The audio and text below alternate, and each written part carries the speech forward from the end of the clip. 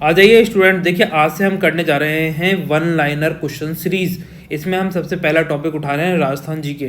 तो देखिए अब ये क्या है, इसमें हम 300 से 500 के आसपास आपको क्वेश्चंस का रिवीजन कराएंगे, जिससे क्या होगा आपकी तैयारी बहुत अच्छे से हो सके। आपको क्या करना है, वीडियो को बहुत अच्छे से सुनना है, हर क्वेश्चन को सुनने के बाद उसका आंसर खुद से देने का ट्राई करना है। अगर आप नहीं दे पा रहे हैं तो उस आंसर को तभी याद कर लीजिए, और फिर जब एक बार ये कंप्लीट हो जाए तो उसके 1 या 2 दिन बाद या शाम को दोबारा आपको क्या करना है, वीडियो को दोबारा चलाना है और वीडियो को वापस से पूरा सारे क्वेश्चन सुनते जाने हैं और उनके आंसर खुद से देने हैं। अगर आप ये चीज़ कर पा रहे हैं तो समझ जाइए आप और लोगों से आगे निकल जाएंगे। तो आपको ये 2 चीज़ें करनी है, 2 से 3 बार आप इसका रिवीजन करिए, आपको सारे क्वेश्चन सारा चीज़ें याद हो जाएंगी। एग्जाम में देखिए आप और लोगों से ज़्यादा कॉन्फिडेंस फील करेंगे। तो आज ये बिना देरी करे हम स्टार्ट करते हैं। देखिए राजस्थान को कितने भौतिक प्रदेशों में बांटा गया। भौतिक का मतलब होता है फिजिकल डिवीजन किए गए राजस्थान के। तो बताइए कितने किए गए हैं। अगर आपको याद आ रहा होगा, अपन ने ज्योग्राफी पढ़ी थी तो उसमें अपन ने पढ़े थे कि राजस्थान को 4 फिजिकल डिवीजन्स में बांटा गया है। कौन कौन से? पहला ड्राई डेजर्टिक पार्ट, दूसरा अपन ने क्या पढ़ा था, semi desertic part. Dry desertic को बोलेंगे क्या बोलेंगे, शुष्क मरुस्थलीय प्रदेश। सेमी ड्राई को बोलेंगे अर्ध शुष्क मरुस्थलीय प्रदेश। तीसरा अपन ने देखा था अरावली रीजन, ठीक है। चौथा अपन ने पढ़ा था पूर्वी मैदान या फिर ईस्टर्न प्लेन्स ऑफ राजस्थान, ठीक है। यही तो अपन ने देखा था। तो ये 4 फिजिकल डिवीजन किए गए हैं राजस्थान के। इसको अच्छे से याद कर लीजिए, एग्जाम में कई बार पूछा जा चुका है। ये क्वेश्चन तो RS प्री में भी पूछा जा चुका है, ठीक है, और छोटे मोटे एग्जाम में भी पूछे जाते हैं, तो इसलिए आप इनको याद करिए। 56 की पहाड़ी से संबंधित क्षेत्र कौन सा है? तो देखिए 56 की पहाड़ी बहुत इंपॉर्टेंट प्रश्न है। ये कई बार ये भी पूछा गया है, 56 की पहाड़ी और 56 के मैदान कहाँ पड़ता है। तो देखिए 56 की पहाड़ी पड़ती है पश्चिमी शुष्क मरुस्थलीय प्रदेश में, मतलब बाड़मेर जालोर के आसपास वाला रीजन है वो 56 की पहाड़ियाँ हो गई। अब 56 के मैदान की बात करी जाए, 56 का मैदान पड़ता है, माही नदी बहती है। माही नदी जो बांसवाड़ा डूंगरपुर वाले रीजन में बहती है उसे बोला जाता है 56 का मैदान। ऐसे याद करेंगे आप लिंक करके चीज़ें तो आपको लंबे समय तक याद रहेंगे। आ जाइए क्वेश्चन नंबर 3 करते हैं। नकोड़ा पर्वत किस जिले में स्थित है? आपने देखो इसके बारे में सुना होगा तभी इस क्वेश्चन को कर पाएंगे। तो नकोड़ा पर्वत कहाँ है? बाड़मेर जिले में है।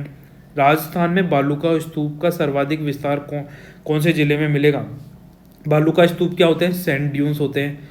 हमने बात करी थी घोरे, इनको बोलते हैं ना, सैंड ड्यून्स, घोरे बोल लीजिए, बालूका स्तूप बोल लीजिए। तो ये इनका सर्वाधिक विस्तार कहाँ मिलेगा? जहाँ पर रेगिस्तान होगा। वो कहाँ पर है? जैसलमेर, बाड़मेर में है सबसे ज़्यादा रेगिस्तान, तो वहीं हमें बालूका स्तूप देखने को मिलते हैं। और ये बहुत इंपॉर्टेंट है, कई बार एग्जाम में ये वाला भी क्वेश्चन पूछा गया है, सैंड ड्यून्स बालूका स्तूप वाला। आ जाइए प्रश्न नंबर 5। नेहर दलदल का विस्तार किस जिले में है? तो नेहर दलदल कहाँ पड़ेगा? जालोर में पड़ेगा। आप बाड़मेर से कंफ्यूजन हो सकता है आपको, पर बाड़मेर नहीं, जालोर है नेहर दलदल, याद रख लीजिए। आ जाइए नेक्स्ट क्वेश्चन करते हैं। आ जाइए आप प्रश्न नंबर 6 करते हैं। बताइए घग्गर नदी का पाट होगा, पाठ नहीं पाट, ठीक है। पाट क्या कहलाता है? पाट होता है बहाव क्षेत्र, जो कैचमेंट एरिया होता है जिसमें बहती है पूरी नदी, उसको क्या बोलते हैं? नाली। घग्गर नदी को क्या बोलते हैं? नाली। और राजस्थान में जिस स्थान से एंटर करती है उसको क्या बोलते हैं? टिब्बी स्थान। टिब्बी याद कर लीजिए, टिब्बी याद करवाया था आपको बहुत अच्छे से। टिब्बी स्थान से राजस्थान में एंटर करती है घग्गर नदी। और पाकिस्तान में इसके बहाव क्षेत्र को क्या कहा जाता है? हकरा। हकरा ऐसे याद करिए, हकरा। हकरा क्या चीज़ है? पाकिस्तान में घग्गर नदी के बहाव क्षेत्र को हकरा कहा जाता था। राजस्थान में थार महोत्सव कहाँ मनाया जाता है? तो देखिए थार नाम से याद आएगा, आप जैसलमेर चिपकाएंगे, पर इसका आंसर क्या है? बाड़मेर है। तो ये याद करना है कि थार महोत्सव, हमें कोई महोत्सव सेलिब्रेट करना है थार के नाम से तो हम जैसलमेर ना जाकर बाड़मेर जाएंगे। ऐसे याद करिए इसको, 2-3 बार सोचिए इसके मन में तो आपको याद रहेगा। आ जाइए राजस्थान में मरु महोत्सव कहाँ मनाया जाता है? अब मरु महोत्सव का मतलब क्या होता है? Desert festival. कहाँ मनाएंगे? जैसलमेर में, जहाँ डेजर्ट हो गए सबसे ज़्यादा। प्रश्न नंबर 9। राजस्थान में मारवाड़ महोत्सव मनाया जाता है। मारवाड़ कौन सा क्षेत्र है? जोधपुर है, तो यहीं मनाया जाएगा ना मारवाड़ महोत्सव। आ जाइए राजस्थान में ऊंट महोत्सव कहाँ मनाया जाता है? तो ऊंट कहाँ पर है सबसे सर्वाधिक? बीकानेर में। कौन सी जाति ऊँटों का पालन करती है? रायका, रायका या राबेरी, ठीक है। रायका या राबेरी जाति के द्वारा ऊँटों का पालन किया जाता है। और ऊँटों के देवता किसको कहा जाता है? पाबूजी को। पाबूजी याद करिए, हमने पढ़ा था ना ऊँटों के देवता कौन से हैं? पाबूजी हैं। प्रश्न नंबर 11, राजस्थान में हाथी महोत्सव कहाँ मनाया जाएगा? हाथी गांव कहाँ पर है? जयपुर में। तो हाथी महोत्सव भी कहाँ बनेगा? जयपुर में ही बनेगा। कभी आप आमेर फोर्ट जाएंगे तो उसके पास में आपको दिखेगा हाथी गांव, उधर ही पास में बना हुआ है, आप जाइए उसको देख कर आइए, बहुत अच्छी जगह है ना। राजस्थान में शीत महोत्सव है ना, शीत महोत्सव कहाँ बनेगा? माउंट आबू में, जहाँ पे सबसे ज़्यादा ठंडक पड़ती है वहीं शीत महोत्सव बनाया जाता है। बिल्कुल ईजी, याद कर लीजिए, बहुत इंपॉर्टेंट प्रश्न है, एग्जाम में पूछा गया। राजस्थान में मेवाड़ महोत्सव कहाँ मनाया जाएगा? मेवाड़ कौन सा क्षेत्र है? उदयपुर वाला रीजन, तो यही मनाया जाएगा। आ जाइए स्टूडेंट, अब करते हैं प्रश्न नंबर 14, राजस्थान में मीरा महोत्सव कहाँ मनाया जाता है? तो देखिए मीरा जी का जन्म कहाँ हुआ था? कुड़की गाँव में हुआ था। कि कुड़की गाँव कहाँ पड़ेगा? अभी एट प्रेजेंट में पाली डिस्ट्रिक्ट में है, मेवाड़ रीजन में आता था ये, ठीक है। और इनका बचपन कहाँ बीता है? मेड़ता नागौर में बीता है। और मीरा महोत्सव सेलिब्रेट कहाँ किया जाता है? चित्तौड़गढ़ में किया जाता है। ये कुछ इंपॉर्टेंट बातें हैं, आप इनको याद रखें।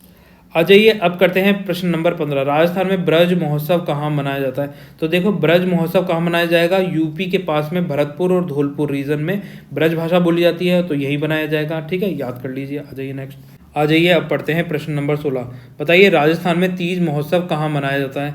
तो देखिए तीज महोत्सव राजस्थान में जयपुर जिले में मनाया जाता है। कभी आप वॉल सिटी ऑफ जयपुर में जाइए, जो पुराना परकोटा बोलते हैं ना, वहाँ जाइए तो वहाँ पर आपको भव्य रैलियाँ निकलती हुई दिखाई देंगी राजस्थान में, जयपुर में।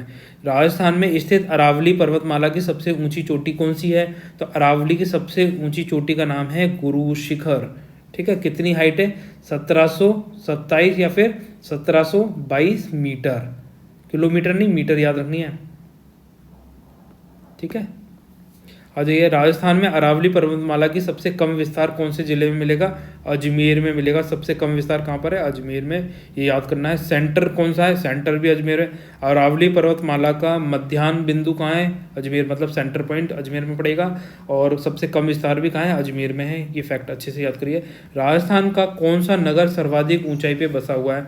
तो सबसे ऊपर कहाँ होगा? जहाँ पे सबसे ऊंचे पहाड़ होंगे। सबसे ऊंचे पहाड़ कहाँ पर है? अरावली के सिरोही डिस्ट्रिक्ट में। और सिरोही डिस्ट्रिक्ट में सबसे ऊंचा पहाड़ कौन सा है? माउंट आबू है, तो यहीं पे बसे हुए हैं। और माउंट आबू की हाईएस्ट चोटी कौन सी है? गुरु शिखर है। और ये राजस्थान के मरुभूमि के निम्न भागों में वर्षा काल में बनने वाली झील को क्या कहा जाता है? अब देखिए वर्षा काल की झील पूछ रहा है, वर्षा काल में तो खड़ीन बनती है, और रेगिस्तान में जो झीलें होती हैं सूख जाती हैं और थोड़ा सा वो रह जाता है, तो इसको पलाया बोला जाता है, ठीक है, पलाया लेक। आ जाइए नेक्स्ट देखते हैं प्रश्न नंबर 31, राजस्थान की दूसरी सर्वोच्च चोटी शेर किस भाग में स्थित है? तो ये कहाँ पर है? दक्षिणी भाग में। सबसे ज़्यादा ऊंची चोटी राजस्थान में कहाँ पर है? जैसे मान लीजिए ये राजस्थान का मैप बनाया आपके सामने, तो ये दक्षिण भाग में ही मिलेंगी हमें, इस साइड में, ठीक है।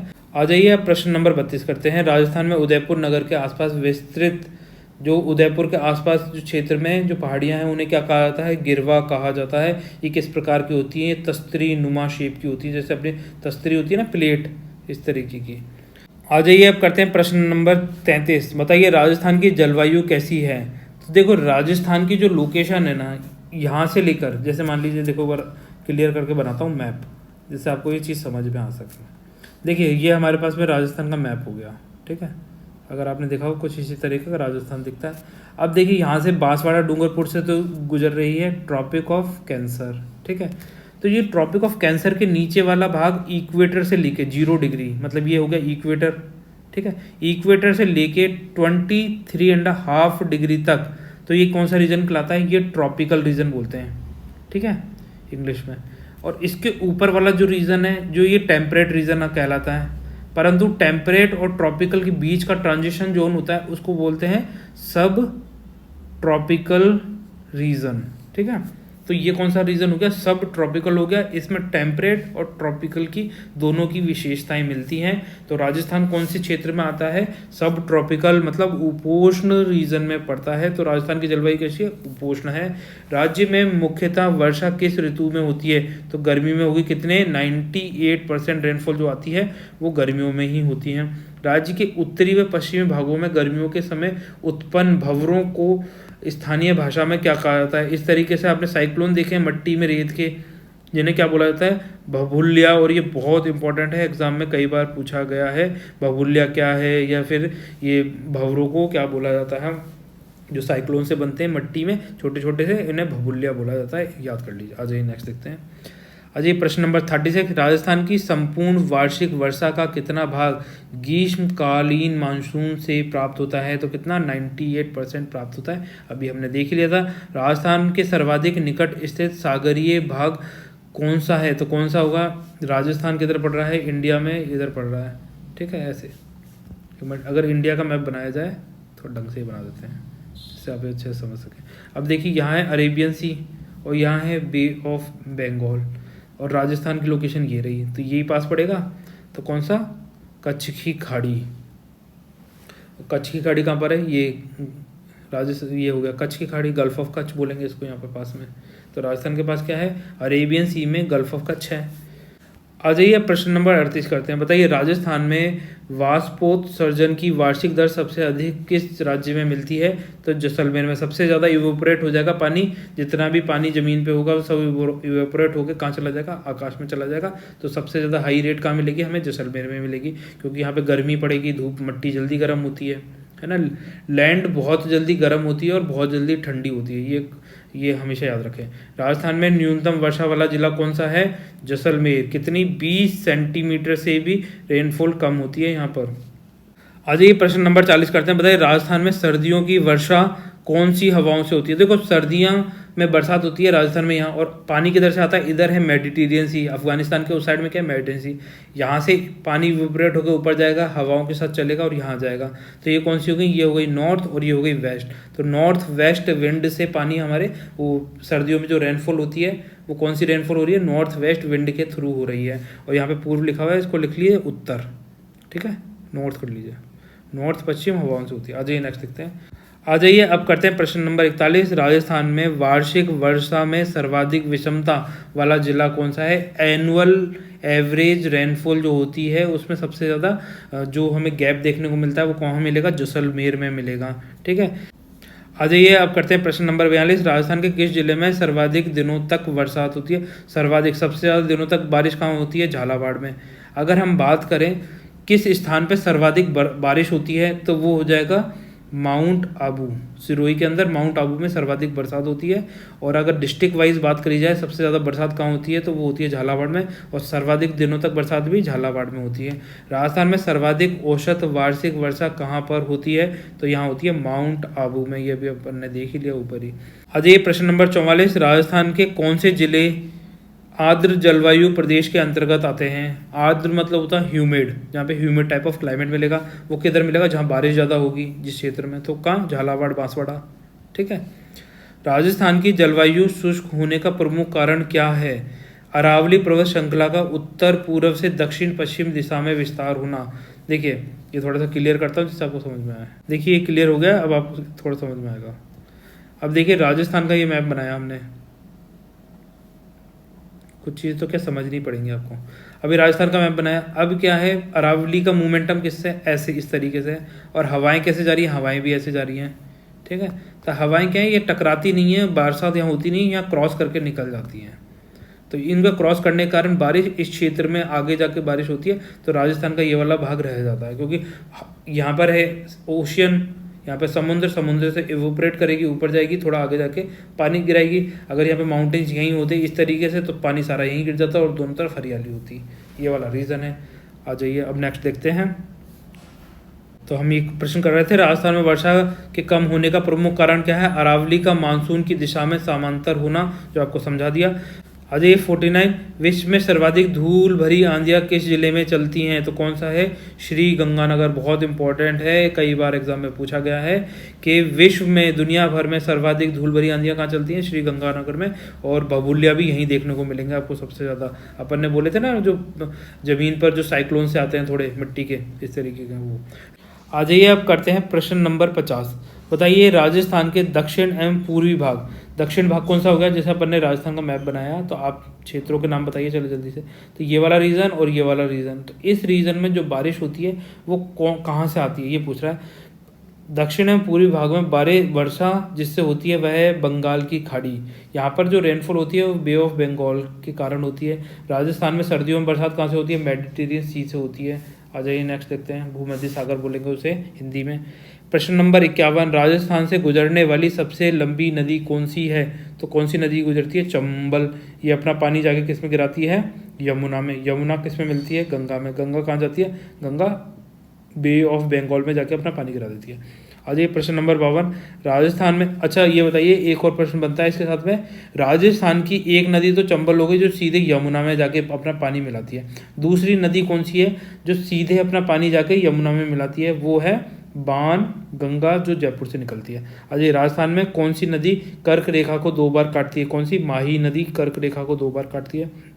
आ जाइए अब प्रश्न नंबर 53 देखते हैं, राजस्थान में कौन सी नदी वांगल एवं काठल की गंगा कहलाती है और जो 56 के मैदानों में बहती है? कौन सी है? माही नदी। राजस्थान में जवाई नदी किन 2 जिलों की सीमा बनाती है? तो पाली एंड सिरोही की बनाती है, और जवाई किसकी ट्रिब्यूटरी है? लूनी की। ठीक है, लूनी नदी याद रखें, लूनी बहुत इंपॉर्टेंट रिवर है। लूनी की एकमात्र ट्रिब्यूटरी जो राइट साइड से आती है कौन सी है? जोजड़ी। जोजड़ी ऊपर सीधे राइट से आके पानी मिलता है, बाकी सारी लेफ्ट बैंक ट्रिब्यूटरीज हैं, इसको बोलेंगे राइट बैंक ट्रिब्यूटरीज। और लूनी कहाँ से ओरिजिनेट होती है? नाग पहाड़ियाँ अलवर अजमेर से। लूनी कहाँ से ओरिजिनेट होती है? नाग पहाड़ियाँ अजमेर से। राजस्थान में कौन सी नदी जयपुर जिले में सेवर की पहाड़ियों से निकलती है? जयपुर में सेवर की पहाड़ियों से कौन सी? साबी नदी निकलती है। अब जाइए सेवर और देख कर आइए नदी। आ जाइए नेक्स्ट।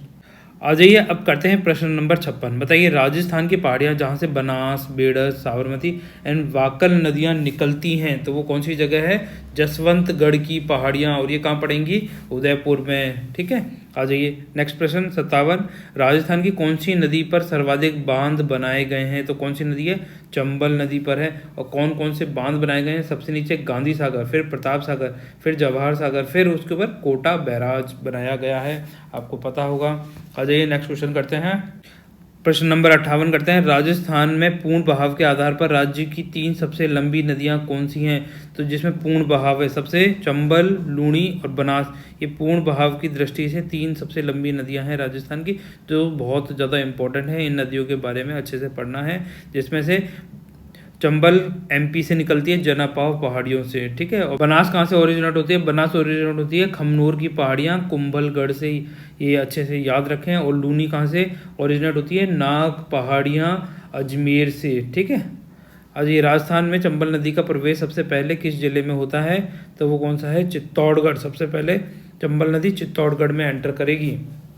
राजस्थान में भीमलत जलप्रपात किस नदी पर बना हुआ है? तो मांगली नदी पर भीमलत जलप्रपात बना हुआ है। आ जाइए नेक्स्ट देखते हैं। आ जाइए अब करते हैं प्रश्न नंबर 61। बताइए, कोठारी नदी, कोठारी नदी कहाँ बहती थी? भीलवाड़ा के अंदर। और भीलवाड़ा में कौन सी प्राचीन सभ्यता के अवशेष मिले हैं? बागोर के। ठीक है, तो ये याद रखना आपको। राजस्थान में चूलिया जलप्रपात किस नदी के किनारे पर स्थित है? चूलिया से अपन ने याद करा था, चंबल, चा से चूलिया, चा से चंबल नदी, चित्तौड़गढ़ जिले में। आज ये प्रश्न नंबर 63 करते हैं, राजस्थान में सैयद फराकुद्दीन की मजार व चमड़ा उद्योग, च मड़ा कर दीजिए, उद्योग के लिए प्रसिद्ध गलियाकोट किस नदी के किनारे पर है? माही नदी पर है। कौन सी नदी? माही नदी। आ जाइए 64, राजस्थान की कुल अफवाह क्षेत्र का कितना भाग बंगाल की खाड़ी के अफवाह क्षेत्र के अंतर्गत आता है? तो कितना आता है? 22%। ठीक है, मतलब इसका मतलब है कि जो हमारे राजस्थान से जितनी भी नदियाँ निकलती हैं उसका पानी 22% तो बे ऑफ बंगाल की तरफ चला जाता है, बाकी पानी अरेबियन सी की तरफ चला जाता है। आज ये प्रश्न नंबर 65, राजस्थान में भैंसरोडगढ़ के निकट चंबल नदी पर बनने वाले चूलिया जलप्रपात की ऊंचाई कितनी है? 18 मीटर है। चूलिया जलप्रपात कहाँ पर है? चंबल नदी पर है, याद रखना है, कई बार पूछा गया है। प्रश्न नंबर 66, राजस्थान के कुल क्षेत्रफल का लगभग कितना भाग, इसको बोलेंगे भाग, अरब सागर की अफवाह तंत्र के अंतर्गत आता है? तो कितना % भाग आता है अरेबियन सी में? 1/6% भाग आता है, जिसका पानी राजस्थान से अरेबियन सी में जाके गिर जाता है। राजस्थान में शाहजहां खुर्रम ने अपने भाइयों से विद्रोह के समय किस झील में शरण ली थी? कहाँ ली थी? पिछोला झील में। आप ऐसे याद करिए, शाहजहां भाग के पीछे छुप गए थे, घर के पीछे छुप जाएगा ना आदमी जो छुपेगा, तो शाहजहां खुर्रम जाके पिछोला झील में जाके शरण ली थी। ये कहाँ पड़ेगी? उदयपुर के अंदर। राजस्थान की पचपदरा झील में किस जनजाति के लोगों द्वारा, थोड़ा क्लियर कर देते हैं आपको सब दिखाई दे, राजस्थान की पचपदरा झील में किस जनजाति के लोगों द्वारा परंपरागत तरीके से नमक बनाया जाता है? तो कौन सी जाति है? खारवाल जनजाति है। पचपदरा झील कहाँ पर है? बाड़मेर में है। और यहाँ पर नमक बनाने की विधि कौन सी है, मोरली झाड़ी, झाड़ी लिख दीजिए, याद कर लीजिए, मोरली झाड़ी पद्धति से नमक बनाया जाता है इसमें। ये बहुत ज़्यादा इंपॉर्टेंट है, जो भी आपको पॉइंट बताए गए एग्जाम में पूछे जाते हैं। राजस्थान की कपिल मुनि का मेला किस झील के किनारे प्रतिवर्ष कार्तिक पूर्णिमा में लगता है, तो कौन सी झील है, कोलाया झील है। कहाँ पर है, बीकानेर में है, बीकानेर। ठीक है, यहाँ पे देखिए कपिल मुनि का मेला कब लग रहा है, कार्तिक पूर्णिमा को। और यहाँ देखिए बीकानेर में सबसे प्रसिद्ध देवी हैं जिनको चूहे वाली देवी के नाम से जाना जाता है, क्या नाम है, करणी माता।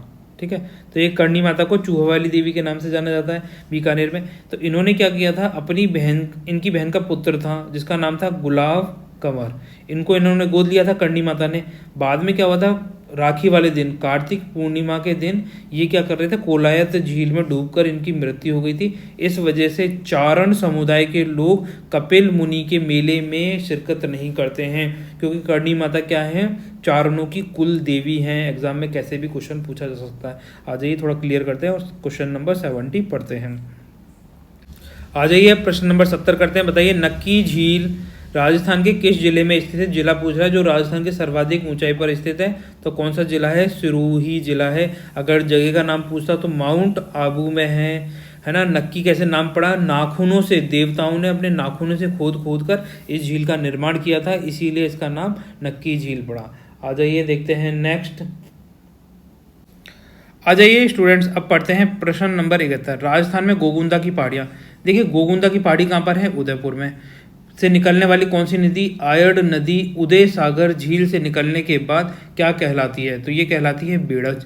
अब ये देखिए आयड़ नदी, आयड़ नदी हमने पढ़ी थी, आयड़ नदी के किनारे कौन सी सभ्यता विकसित हुई थी, आहड़ सभ्यता। ठीक है, आहड़ सभ्यता याद कर लीजिए, ये ताम्र युगीन सभ्यता थी, मतलब फुली कॉपर सिविलाइजेशन थी ये। आ जाइए प्रश्न नंबर 72 करते हैं। राजस्थान की झील जिसके बारे में कहा जाता है कि देवताओं के नाखूनों से खोदी गई है, तो कौन सी हमने पढ़ी अभी, नक्की झील। कहाँ पर है, माउंट आबू में है, सिरोही डिस्ट्रिक्ट में पड़ेगा। आ जाइए प्रश्न नंबर 73। राजस्थान में सिलीसेड झील कहाँ पर है, ये है अलवर के अंदर।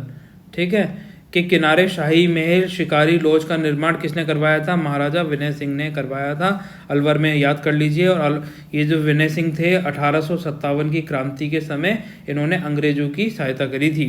आ जाइए प्रश्न नंबर 74। राजस्थान में आना सागर झील के तट पर संगमरमर की बारादरी का निर्माण किस मुगल बादशाह ने करवाया था, तो वो कौन से थे, शाहजहां। ठीक है, कौन सी जगह, आना सागर झील। आना सागर झील है कहाँ पर, आना सागर झील है अजमेर में। याद करने हैं आपको, सारी लोकेशन, सारी झीलें याद होनी चाहिए आपको।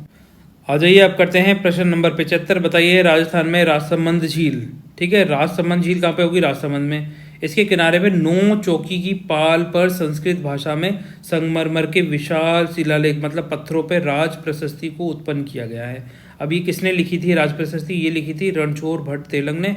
ये बहुत बार पूछा जाता है, रा से राजसमंद, रा से राज प्रशस्ति, रा से रणछोड़ भट्ट, ऐसे याद कर लीजिए, तीनों नाम रा से स्टार्ट होते हैं। आ जाइए नेक्स्ट देखते हैं। आ जाइए प्रश्न नंबर 76 करते हैं। राजस्थान की एक झील के बारे में ये कहा जाता है कि इस झील के किनारे घूंघट निकाले स्त्री के समान एक चट्टान खड़ी है। ऐसा प्रतीत होता है कि इस चट्टान ने क्या है, घूंघट ओढ़ रखा है। तो ये कौन सी झील है, यह है माउंट आबू में नक्की झील। ठीक है, आ जाइए प्रश्न नंबर 77। राजस्थान में अजमेर में आना सागर झील के किनारे जहांगीर द्वारा निर्मित, अब देखिए आना सागर झील अभी अपने जस्ट पढ़ा था। ठीक है, आना सागर झील के किनारे संगमरमर की बारादरी का निर्माण किसने करवाया था, शाहजहां ने करवाया था। और ये पूछा गया है अब इसमें, राजस्थान में अजमेर में आना सागर झील के किनारे जहांगीर द्वारा निर्मित दौलताबाग को आजकल किस नाम से जाना जाता है, तो सुभाष उद्यान के नाम से जाना जाता है। ये बात, पहले इसका नाम क्या था, जहांगीर के नाम पे दौलताबाग था, अब उसको सुभाष उद्यान के नाम से बुलाया जाता है। और ये बहुत ज़्यादा इंपॉर्टेंट है, एग्जाम में प्रश्न पूछा जा सकता है।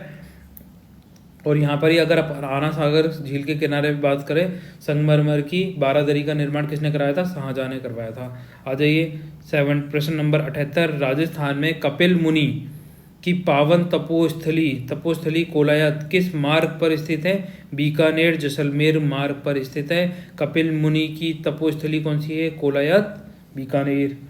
आ जाइए प्रश्न नंबर 79। ताल छापर झील राजस्थान के किस जिले में स्थित है, ताल छापर बहुत इंपॉर्टेंट, चूरू में। यहाँ पे कौन से ब्लैक बग्स मिलते हैं, मतलब काले हिरणों के लिए ये जगह फेमस है।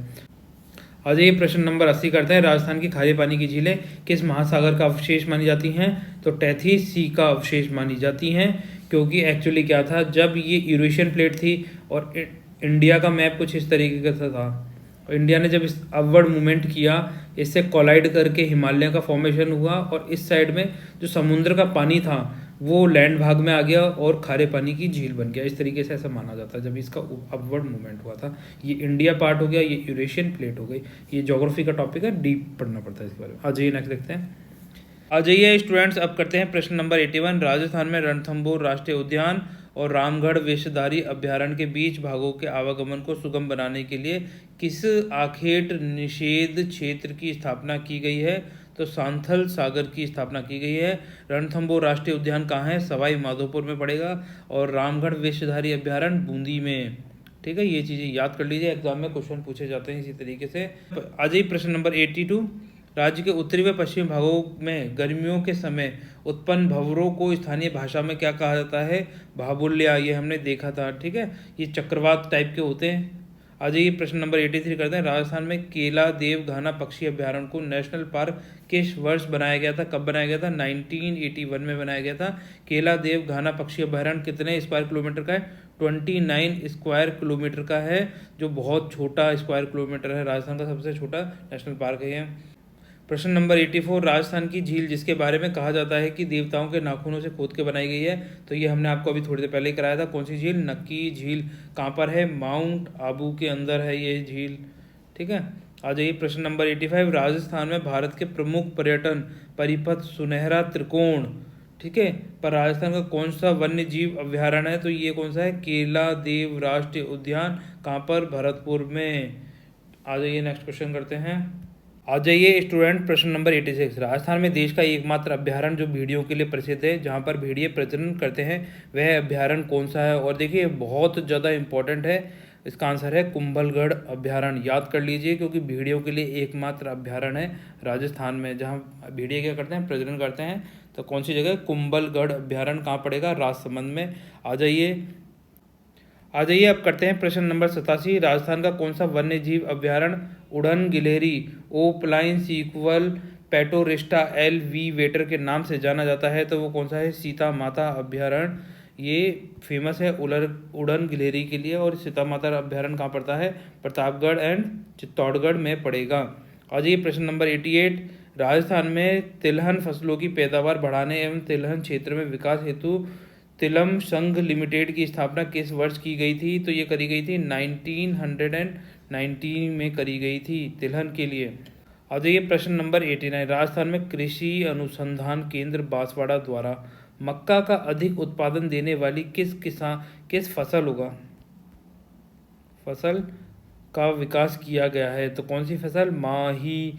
अब देखिए कृषि अनुसंधान केंद्र है कहाँ पर? बांसवाड़ा में। बांसवाड़ा में नदी कौन सी बहती है? माही नदी, जो ट्रॉपिक ऑफ कैंसर को 2 बार काटती है। तो अब याद कर लीजिए, माँ से माही, माँ से मक्का की फसल का नाम पूछेगा, कृषि अनुसंधान केंद्र द्वारा विकसित करी गई है। याद हो जाएगा, 2-4 बार याद रखेंगे तो याद रहेगा। आ जाइए 90। राजस्थान के किन जिलों में सोयाबीन की कृषि बहुतायत में पाई जाती है? तो सोयाबीन सब कहाँ उगता है? कोटा, बूंदी, झालावाड़। आप ऐसे याद कर सकते हैं, जहाँ सर्वाधिक बारिश होती है वहाँ पे सोयाबीन की फसल का प्रोडक्शन होता है। आ जाइए नेक्स्ट देखते हैं।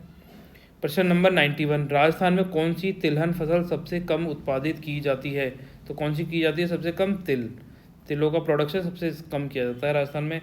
प्रश्न नंबर 92। राजस्थान में तिलहन का सर्वाधिक उत्पादन किस जिले में होता है? तो कहाँ होता है सबसे ज़्यादा तिलहन का उत्पादन? गंगानगर में, श्री गंगानगर। याद कर लीजिए।